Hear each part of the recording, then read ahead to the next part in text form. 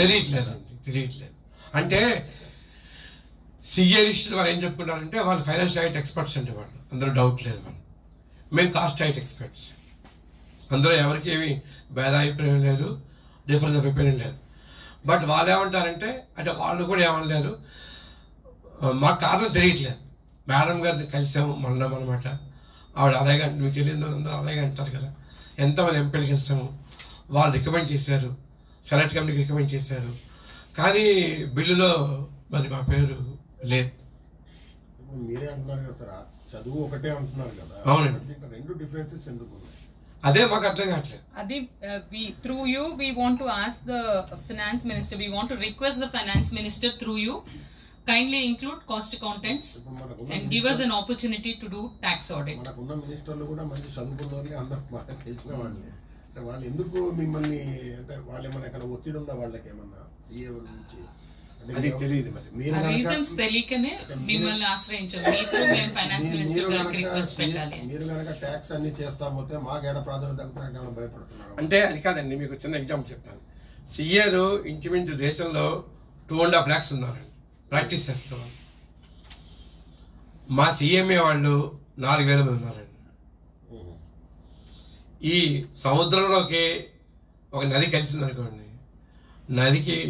నది కొంచెం వెచ్చదనం ఏర్పడుతుంది కానీ సముద్రానికి ఎఫెక్ట్ ఏం లేదు.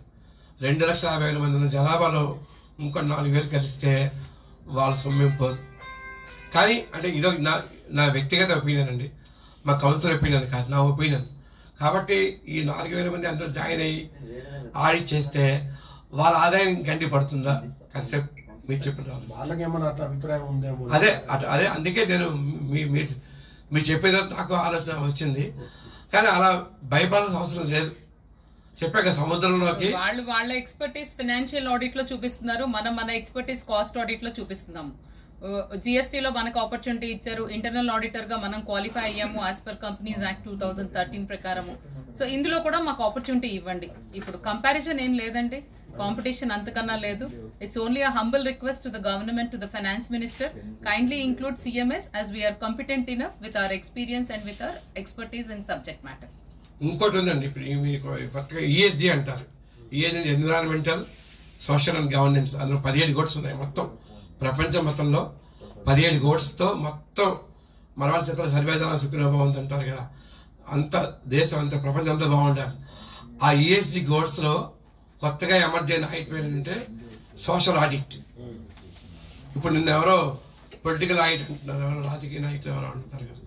అలాగే కొత్తగా వచ్చిందంటే సోషల్ ఆడిట్. అంటే నేను ఒక కారు వాడడం వల్ల లేకపోతే ఒక చొక్కా కొనడం వల్ల ఒక ఇండస్ట్రీ దెబ్బతింటుంది.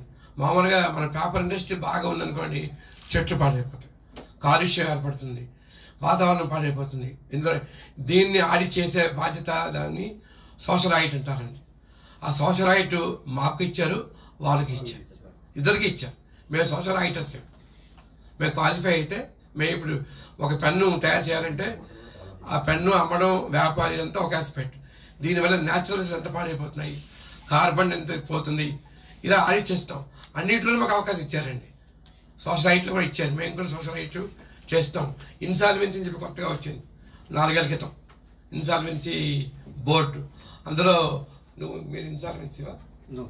కొంతమంది హైదరాబాద్ వాళ్ళు ఇన్సాల్వెన్సీ చేస్తున్నారు బ్యాంక్రప్సీ కోడ్ ప్రకారం. అన్నింటిలోనే అవకాశం ఇచ్చారు. ఇక్కడ ఎందుకు అవకాశం ఇచ్చారో మాకు అర్థం కావట్లేదు. ఇంకా ఆ ఒత్తిడి అవన్నీ మేము ఆలోచించుకోలేదు. మా పని మేము చేసుకెళ్ళిపోతున్నాము. మా రిక్వెస్ట్ మేము చేస్తున్నాం.